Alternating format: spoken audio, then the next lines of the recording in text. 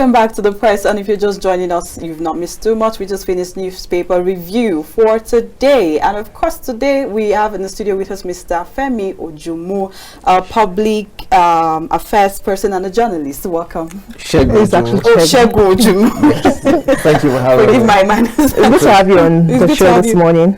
Okay. Thank you for having me. All right. I'll start with the biggest story on Nigerian Tribune for today. NLC to embark a nationwide strike over naira scarcity. That's on page 8 of the Nigerian Tribune.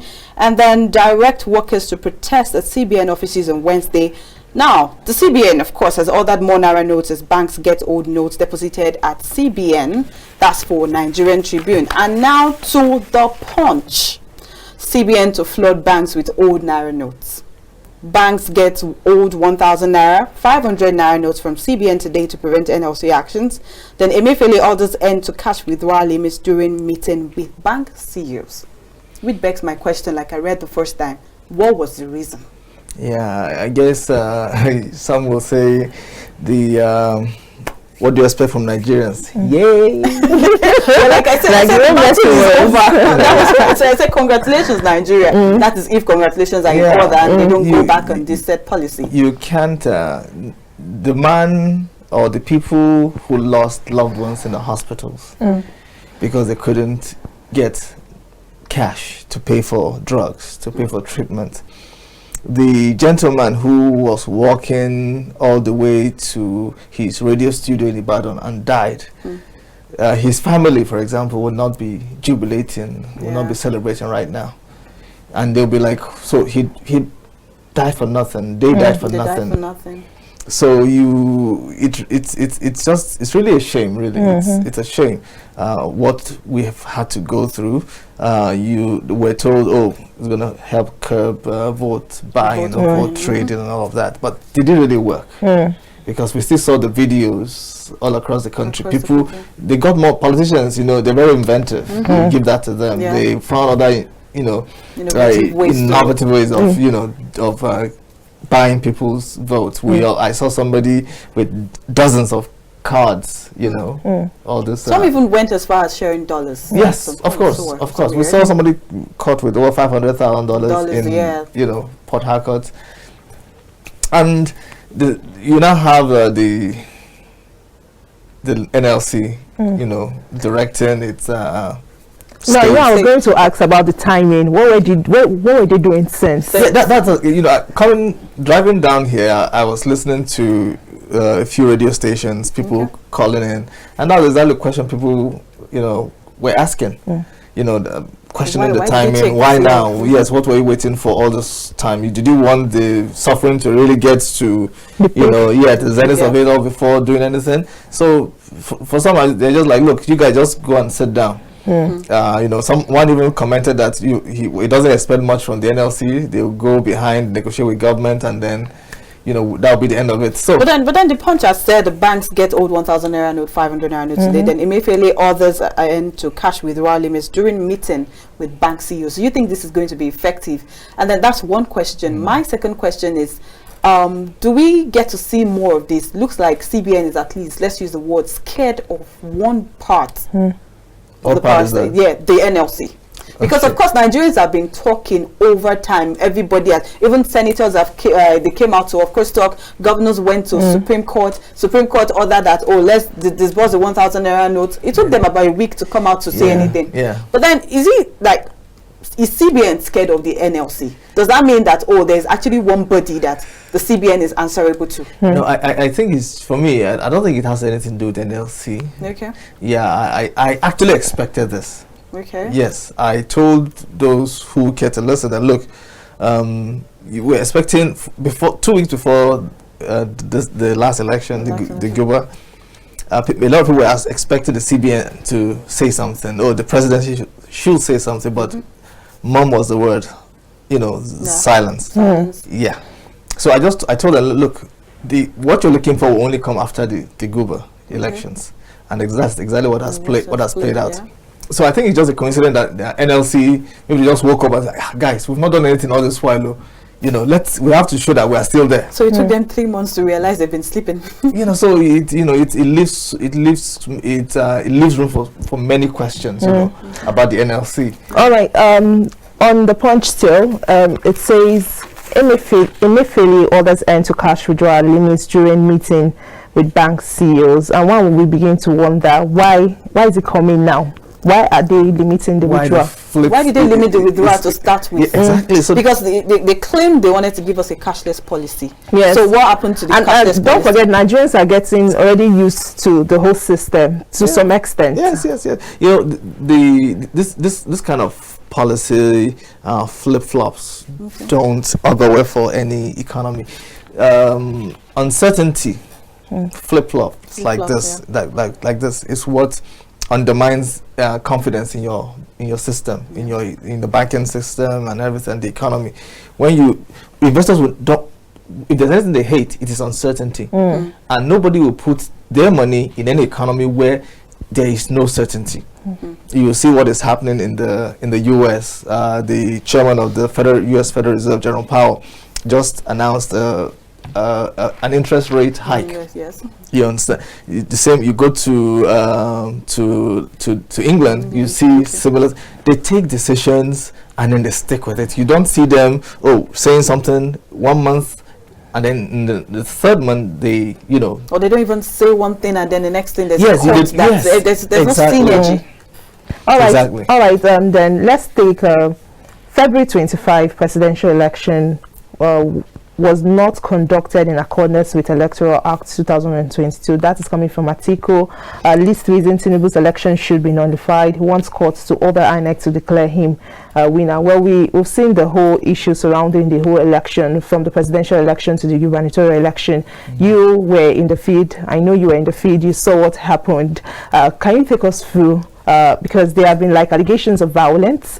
We saw what happened in Lagos, but I know you covered the north parts. Yes, do you think this election, some people have said that we should actually accord INEC with the fact that it tried to some extent. We've not seen an incumbent being unseated from many a times, but in this election we saw that. So do you think that this election will go down in history as the worst or the kind of the best or good election? And sorry, before you answer the question, I'd like to buttress a point. You know, we are not mediocres in Nigeria. We will not settle for less, given that you have 4 years to plan for this said election. Absolutely. But then we'll still want to get your take on what has happened over time. INEC has, over the years, worked on its processes, on its procedures, to perfect them. It's a commitment. And now, when I say this, I'm not holding brief for INEC by any means. But as somebody who has covered the commission for quite a number of years, I started covering INEC when Professor Jega was there. So I've seen the commission. It's been a progress, a steady progress towards reform, introducing technology. Technology is at the center, at the heart of what the commission is doing. Once upon a time, there was just a card reader. And then an evolution came, the smart card reader, and then we evolved to the BVAS. Right.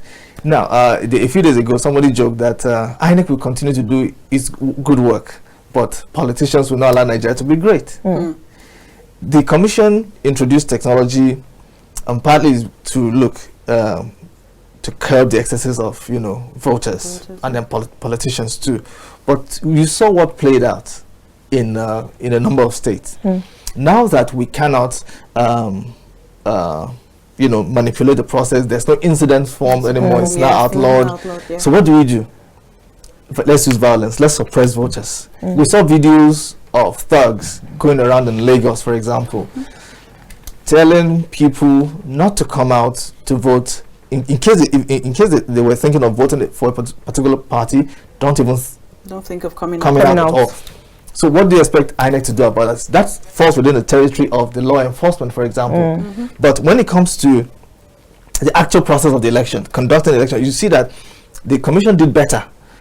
Even the CSOs commended it for deploying its men and materials faster. In fact, as of Thursday, or 2 days before the election or so, the materials were sent out from the from the CBN offices, offices to all the racks and everything. So we saw, in fact, there's a reported case in, I don't know which, I can't remember which state, whether it's on those state or so, the electoral officials actually slept at the racks, so that they could quickly move out on election day. So basically, the commission will continue to do its best, but it will only work to the extent that politicians allow it to work. Because if you look at the evolution, now we've moved from smart card readers, now we've moved to beavers. The next thing will be maybe electronic voting machines, EVMs, and I'm sure that's going to happen eventually. But do you think, like you said, the politicians, do you think they would allow it? Because I obviously thought with beavers and IREV it would have been a better process, and now with it, of course, especially when INEC was supposed to have transmitted its results on the polling units to the IREV, but there was no electronic transmission, if you ask me. Everybody let me. Maybe I should ask you what your concept of electronic transmission is. Okay. The concept of transmission, right, is this.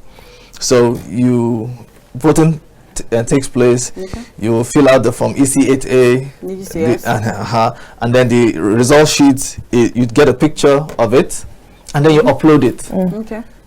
That's just it. So once you upload it to the IREV, anybody with a password, a username and password can see it. That's it. The important thing is that result sheet being taken, and then you upload it. That's all. Just the same way you upload your pictures to your Google Photos if you use an Android. But it failed in some polling units. It failed. Yeah. Yes, we had glitches. For the presidential election, for example, what happened was a technical. INEC has described as a technical glitch. Yeah. The interesting thing is that the presidential upload didn't work, whereas that of the Senate and House of Reps worked perfectly. So that shows you, yes, indeed, there was a technical glitch, although there are some that still argue, whether there was sabotage or whatnot. So you think there was a technical glitch for the presidential election, which is supposed to be the same day the senatorial elections happened. So how come there was technical glitch for one part? That is exactly what we cannot explain. But we just have to go with the explanation that the commission has given us. There was a technical glitch. Except if you can prove otherwise. Okay, all right. Please hold that thought while we take this call. Good morning. Thank you for calling the press. Good morning. Please, your name and where you're calling from. Okay, all right. Joining on the conversation in 60 seconds. Can you hear me? Yeah, we can hear you. Joining on the conversation in 60 seconds, please. Hello, can you hear me now? Yes, we can. We can hear you. Okay. Thank you. Good morning. My name is Ryan from Babajide. Okay, all right, Mr. Ryan. Please join in on the conversation. Good morning, the host, the co-host, and your guest. All right. I want to ask your guest a strict question. All right, please go ahead. In answering the question. The question is this. First, did you believe that election in Nigeria is a project?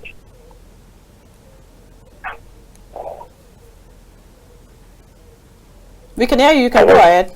Yes, we are here with you. That is my first question. Then my second question is this. If you agree that election is a project, I want to paint a picture of a project producing a car. A company wants to produce a car as a project. And this company has spent so much on this car to get the design of the car and make sure they execute the design according to the design of that car. And at the end of the day, the result gotten was that the car looks very beautiful. Everybody appreciates the beauty and the shape of the car. But the car cannot climb hill. The car cannot go on long distance. And the car cannot be driven at night because it doesn't have headlights. This is the situation INEC has put Nigeria. Can the guest in the house tell us that looking at this picture of this car manufacturing company compared to INEC giving us a result after spending over 300 billion naira and give us this result? Can he, with his conscience, tell Nigerians that INEC is fair and the amount spent on this election is fair, considering the process? All right, thank you very much for that contribution and question. So over to our guest. Do you consider elections to be a project? Yeah, he has a very interesting analogy. And there. also, you have to also tell us, or perhaps vouch for the credibility of INEC in this election, because I've oftentimes seen Mahmoud Yakubu, the INEC boss, reiterate that on this election we are going to deliver in terms of credibility and the rest. Do you think this election will go down in history as credible? Look, let me say from the onset that elections are a human construct. Democracy is a human construct. Again, we must realize that there are no perfect human systems. So when you hold that as a truth, then you know that there are no perfect elections anywhere. The United States that we always look up to haven't exactly held perfect elections. If you remember what happened between Bush and then Al Gore challenging it all the way, and then you have so many, the elections that brought in Joe Biden too. You saw what happened in the aftermath, Capitol Hill on January 6th.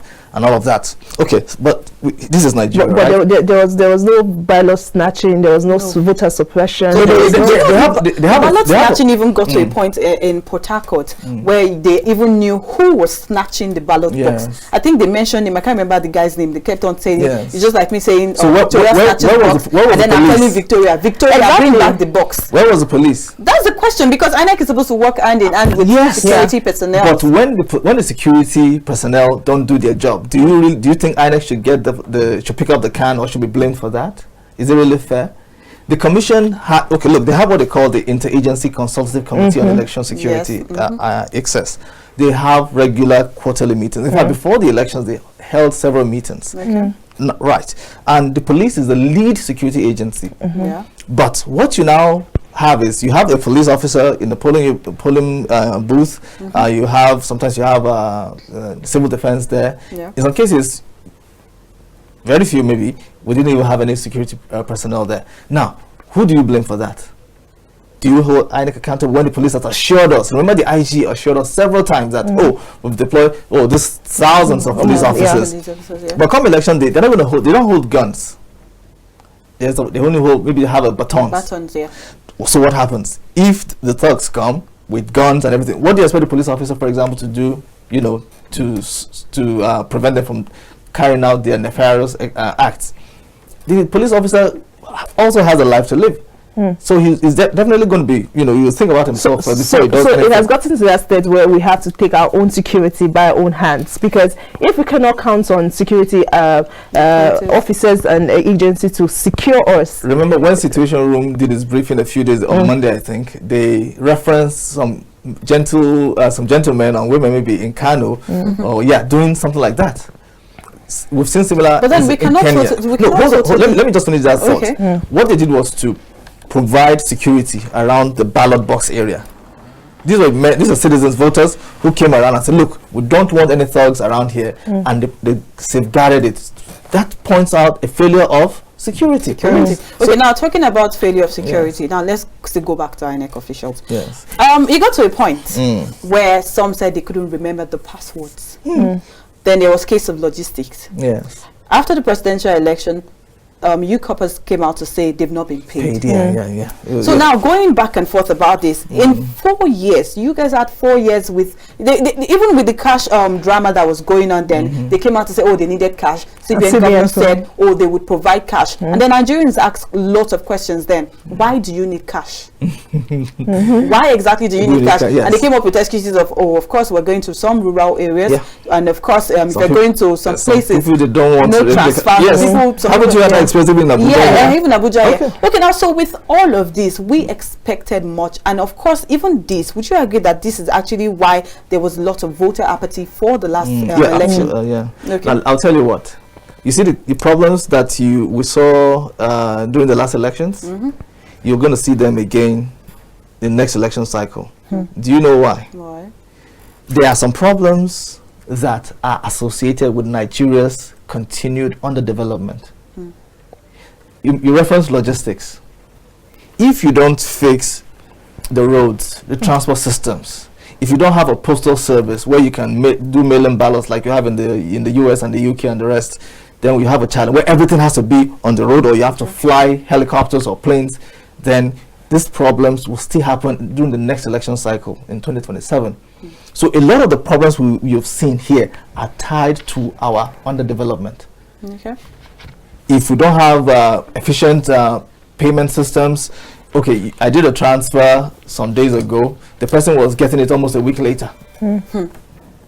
So that's why a lot of people want cash. You go to the market, the tomato seller will tell you that it's cash he wants to, whereas somebody just nearby is accepting, using a POS operator to get his own money. Well, let's take this call. Sure. Good morning. Thank you for calling the press. Good morning. Yes, your name and where you're calling from, please. My name is Chief Areo from Kaduna. All right, please join in on the conversation in 60 seconds. Yeah, God bless you. Kano Baradi Rail. They say charity begins at home, but it doesn't end at home. Is our leader serious at all?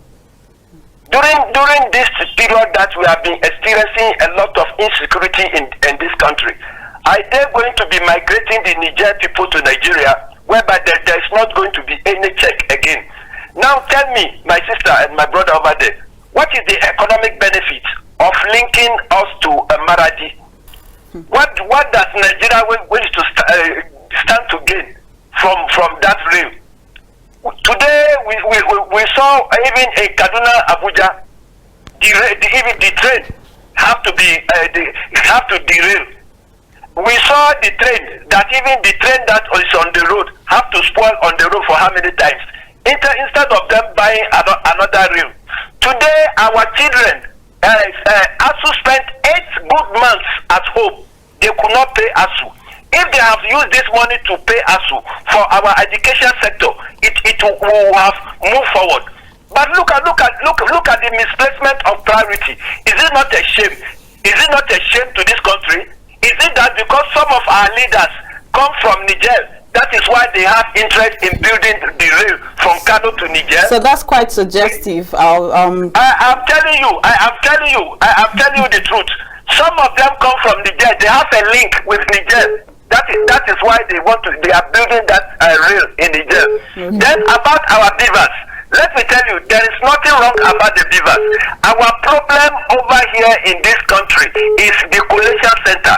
The collation center in Nigeria, where the human aspect is what is derailing our electoral process in this country. You will see that when they say they should transmit the result, in the course of transmitting the result and getting to the collation center, that is where we have the problem in this country. The early we look at it, the better, and that is what is causing the apathy, the voter apathy. And I can assure you that by next election, you will still see very few people. The youth are disappointed about what happened. You see, our electoral detail, we have started from the local government, not from the presidential. We have started with the local government. So that by the time we get to the presidential side, you will see that if there is any problem, we will not discover it. Thank you very much. In this position, look at where we have put ourselves. God bless our country, Nigeria. Amen. All right, let's take another call. Good morning. Thank you for calling the press. Hello, good morning. My name is Alabam, calling from Sokoto. All right, please join in on the conversation in 60 seconds. I want to make some contributions to what the analyst is making. Okay, so. You see, this country, it's not funny that we are speaking grammar English. When things are not good, let us collectively say that this thing is bad. That is the only time we can go forward in this country. Everybody, we went to school as other people went to school. Nigeria is a scam. INEC official, whatever they call that, president of INEC or chairman of INEC, is a failure. You can't come and begin to speak English to us. He knows what he did. Nothing happened to the people. Nothing happens to anything. They switch it off deliberately. And the youth of this country are disappointed. And God, we hold them responsible. So anybody coming on television should know what he wants to say. We are tired of English.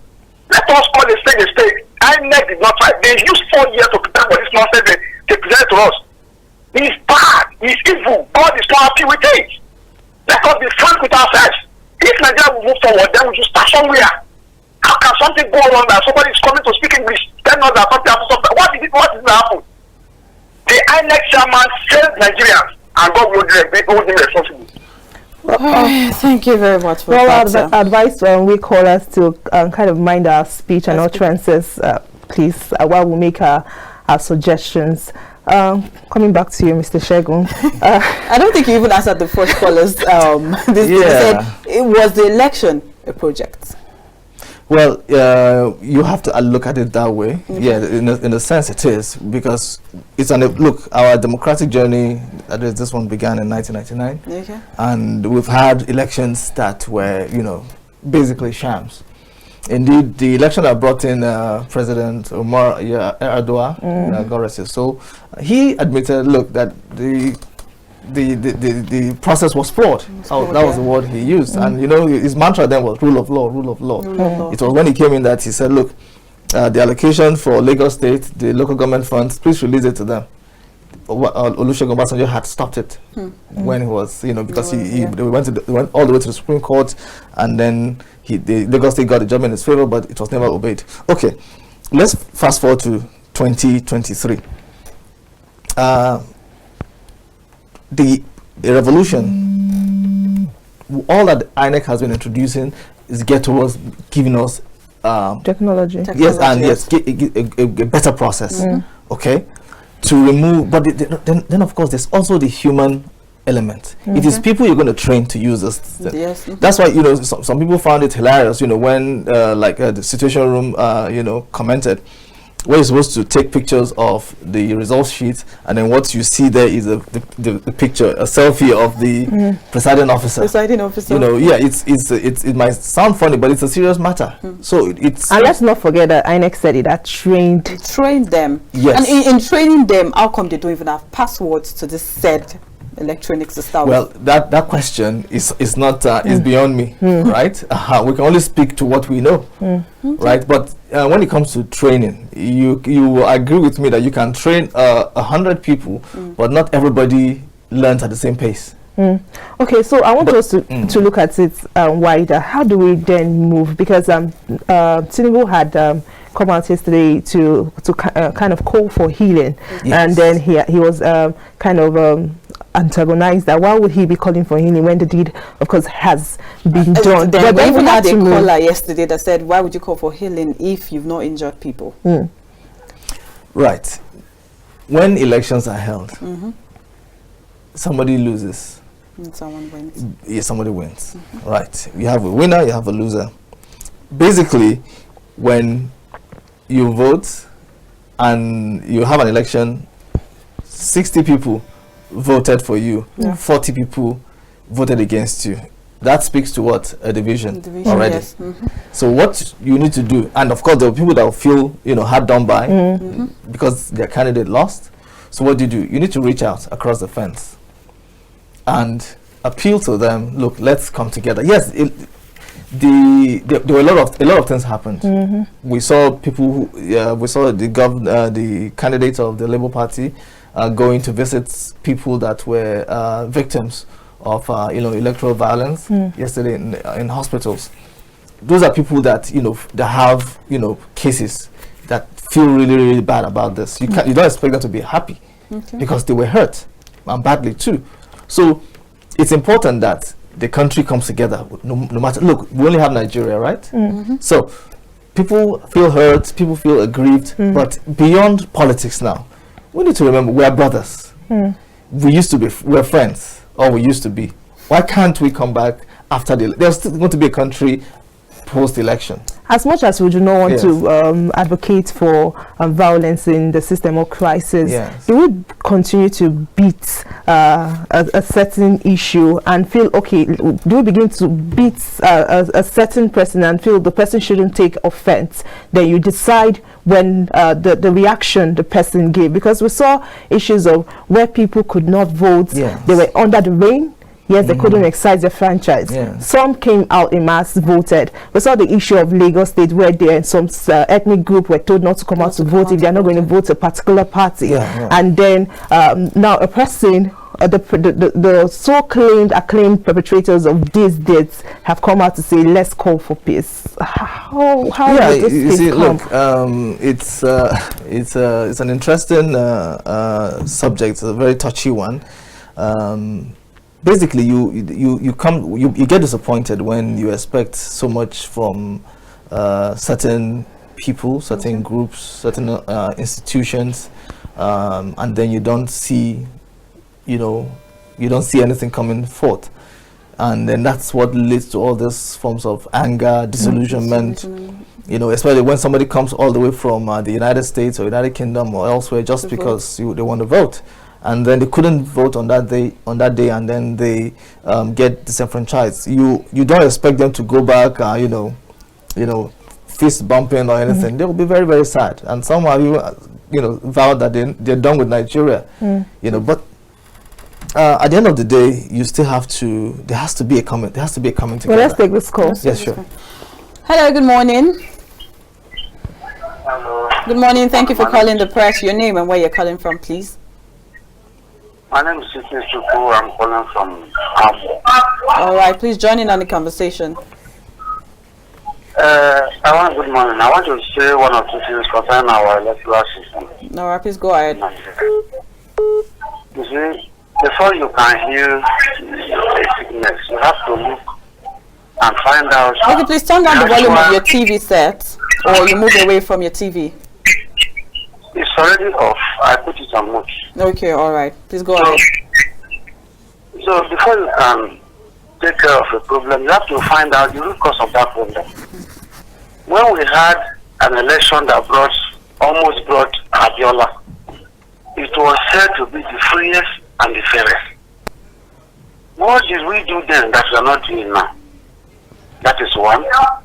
Two, former president of this country came out on air and said this election is do or die election. No. You see, these are where we begin to get it wrong. If we must heal the system, we have to go back and trace where we got it from, where we, derailed. That is how to heal it. Trading blames, this one do this, that will not help us. We will complicate issues. Understand me? So the problem of the electoral system in Nigeria is not about the givers. It is what happened with the givers was just a sabotage. Everybody knows that. Understand me? The problem is we the human being, our behavior, our attitude towards election.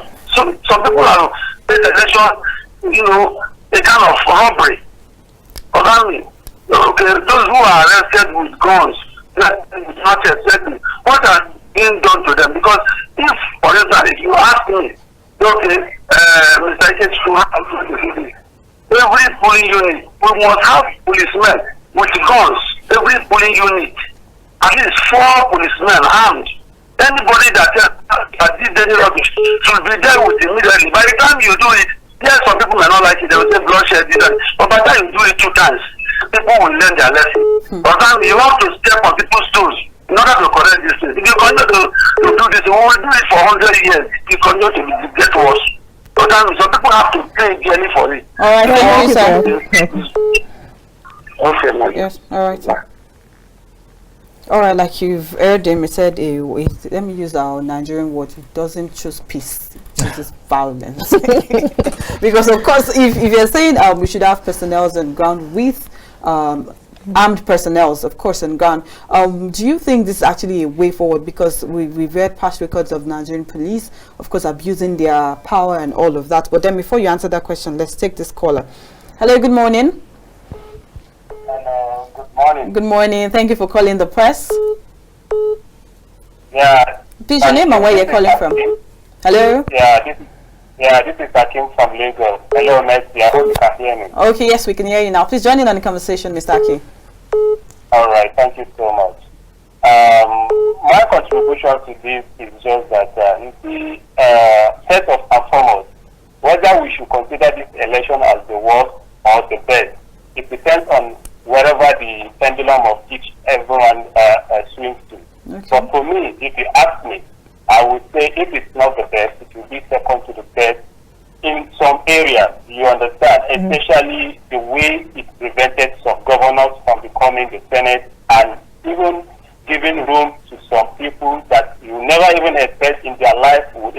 election, winning election in that aspect.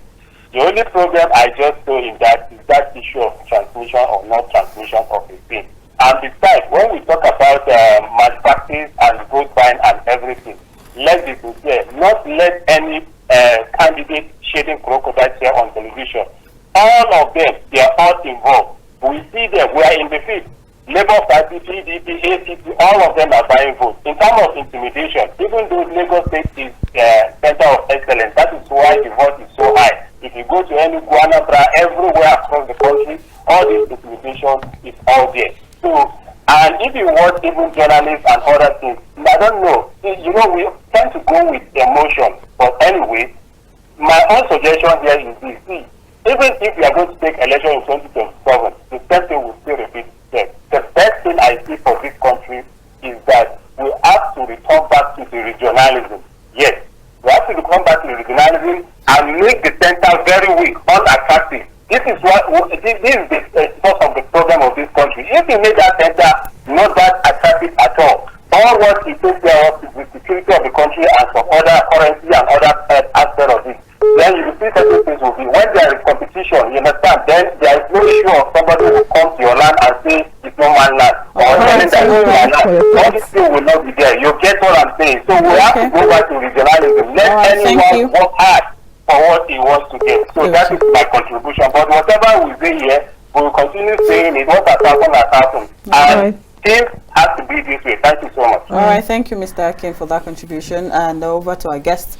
I really it feels like most of our callers today are preferring solutions rather than dwelling on the exactly. problem itself. Yeah, I think it's a forward-thinking, way of looking at things. You want, anytime anybody comes up with a problem, it's okay. So what is what is the way forward? What's the way forward? That's what I want. Yes, we have a problem. So how do we, work around this? How do we solve the problem? So it's a conversation we need to have. Whenever there's an election, there's always going to be. INEC, of course, right now will be doing reverse logistics in places that the elections were held. Eventually, the commission will meet again to have post-mortems. We'll be having reports from the field officers, everybody that was involved. And they were meeting with CSOs, everybody that was involved in election, journalists, security agencies, and to look at, okay, what did we get right? What did we do wrong? What did we do wrong? In talking about what did we get right and what did we do wrong, yesterday on most of the papers, they spoke about Obi saying the court should declare him winner because, of course, they didn't follow the getting certain percentage in 25 states across the country. And now for today, we have Atiku to court, declare me winner or other rerun. So it looks like there's lots of back and forth. And then before you even speak on the polity right now, you hear people say, go to court. And I want to add to that the sense of entitlement people, politicians get, like we saw Senator Kalu came out to say it's his own turn, and let's not forget that's the same statement Tinubu made. So why are you pointing to me? Why are you pointing to me? The sense of entitlement politicians get, like, it's not seeming like it has to be democratic now. It's my turn, let me have it. Well, interesting times these, right? For the Senate presidency, ordinarily, the tradition has been this, ranking members, we've not seen a newbie come along and then grab the seat. Will that happen this time around? Well, we will see. I know the former governor, the Ebonyi State governor, David Mahi, the incumbent, he won the Senate seat, right? And now he's made his pitch, for the Senate presidency. The former governor of Abia State also, he's been in the Senate for some time. Now he wants a bite at the cherry too. So, but of course you have to look at this with the dynamics already, the political dynamics. You have the presidency from the southern part of the country, the vice presidency from the northeast. So you're not okay. So who's it going to make the SGF, for example? Who's going to be the and then let's not forget the House of Senate. There's a battle going on between them right now, the region thing. Of course. So these are, we just have to keep our fingers crossed and get a popcorn and fizz a drink and then see what happens. But I really want to ask, is zoning not a problem? Because we most times we just want to get our leaders through their personal candidature. Like, let's know what the person about. It's supposed to be about person and not about it's my turn, it's this state, it's this region. Is it not the reason we're having the issue we are seeing presently in the polity? Yeah, well, you know, my ideal world, right, will be one where people get positions, you know, based on merit, no other consideration. Is he the right man for the job? Oh, he is. Oh, he's not. Is she the right person? No, she's not. No, yes, she is. That's what we want. But this is Nigeria, where we have a multiplicity of ethnic groups, people, and all of that. There's nothing you can do about it. We are not just one people. We are, you know, multilingual, multi everything, you know. So you now have to come up with a system, however imperfect it may be, to make sure that everybody moves along the same path. Everybody's carried along. You try to appease or satisfy every sector, every other group, and then you have a system where you have a federal character. So you look, we want to employ people now, for example, and then you don't want it to tilt one way, or you don't want it to tilt the other way. So you want a balance. Is it possible to achieve that balance? Well, the jury is still out on that, but that is what we have, and that's what we have to work with as we journey on. Okay, I guess there's a message. Yeah, there's a message I'd like to read, even though I do not really understand what the person is saying, but we hope the person calls in and join in on the conversation. How many Nigerian children were kidnapped in Boko Haram camp that not any leader, either president, senate, reps, governors, House of Assembly, spoke on the issue? Well, I want to get your last thoughts as we let you go, because we have the other segments of the social media. Okay. But then your last I think that person is calling back.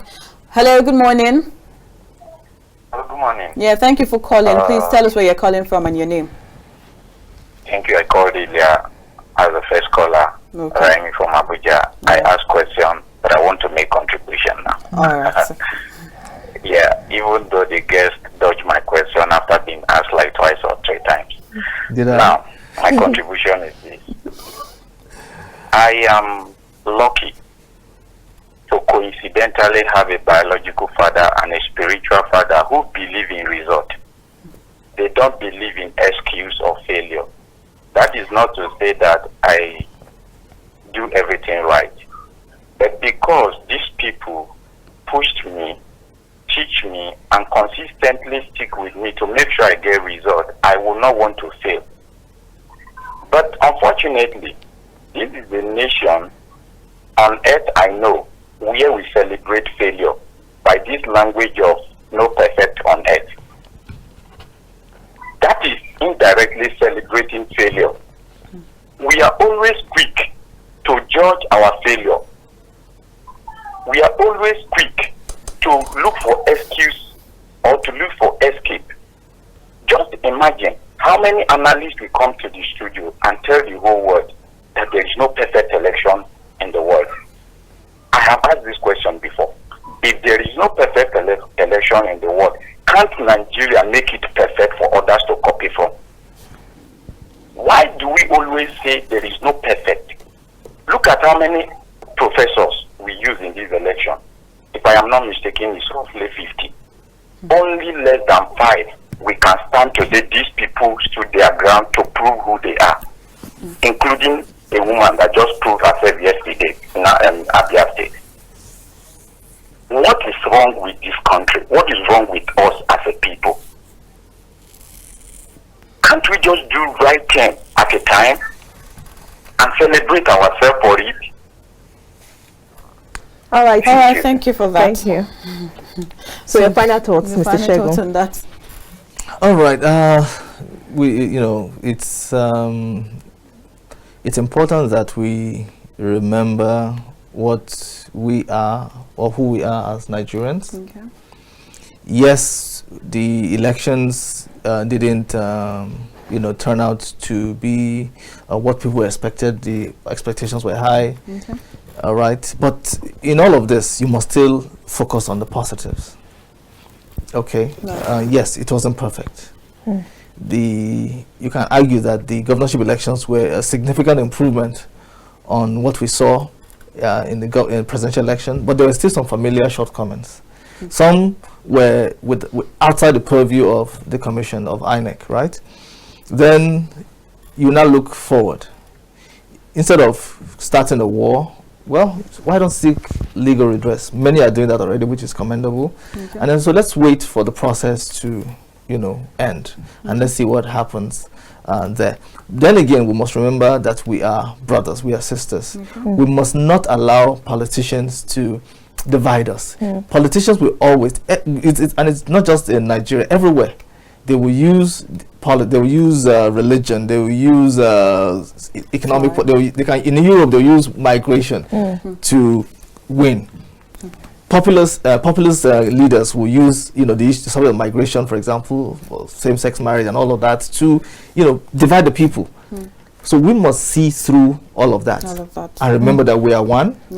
We're elections and post-elections, and let us remain our brothers keepers, and let us love each other. Love has to lead the way, as they say. All right, okay, thank you very much for that, Mr. Segun Ojumu. Yes. I got you right. Analyst and a journalist. It's great to have you in our studios this morning. Fantastic, and thank you for your thoughts. Yeah. Thank you so much. All right, we move to social media already. Religion has been said to be an issue, especially in Nigeria, in this country that we are in presently. But is this true? Let's get this video.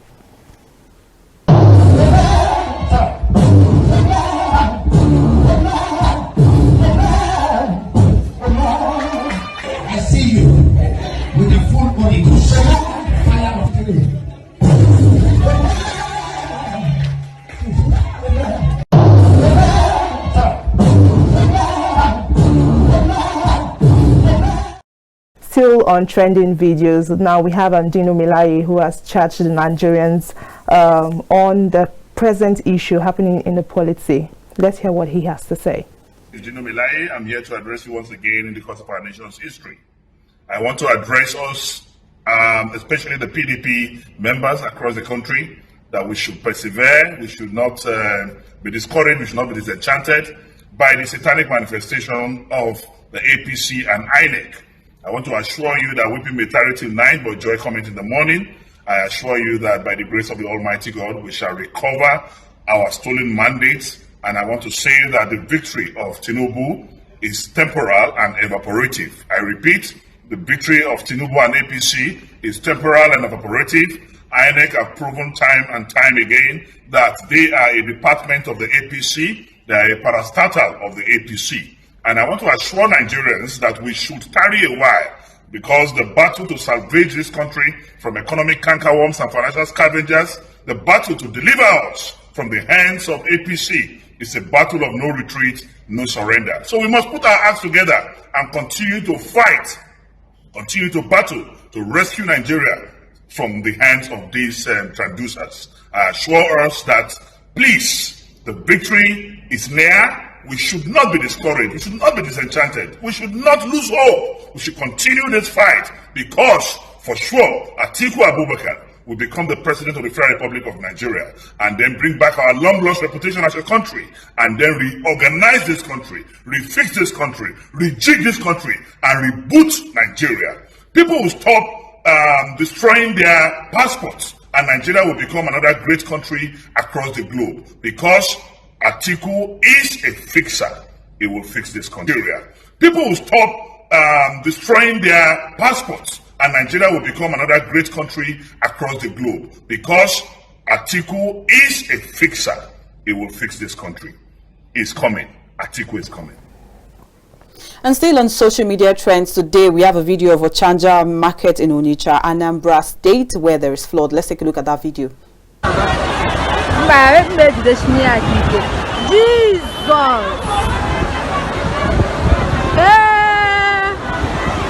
Oh boy!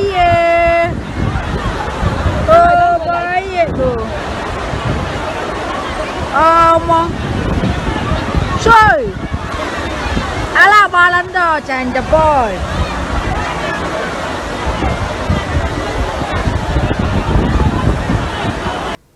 Well, apart from, of course, the federal government coming out to one state and saying they should expect more flooding this year, we do hope everybody takes the necessary precautions. And of course, Victoria, what's your take on this flooding case? If you notice the video, you find out that you see this issue of dust being waste. Yeah, waste being put in drainages. It's actually these are things that would literally cause flood. So it boils down to us as citizens, those people in the market. They should ensure that their wastes are properly recycled. Disposed, yes. Yeah. Okay, all right, that is where we come to the end for the press today. And of course, thank you for joining us. We'll thank our viewers. Thank you for calling. And of course, for those we couldn't take their calls, we're really sorry. Time is not on our side. We hope you join us again tomorrow morning on the press. I remain Mercy Babajide. And we hope you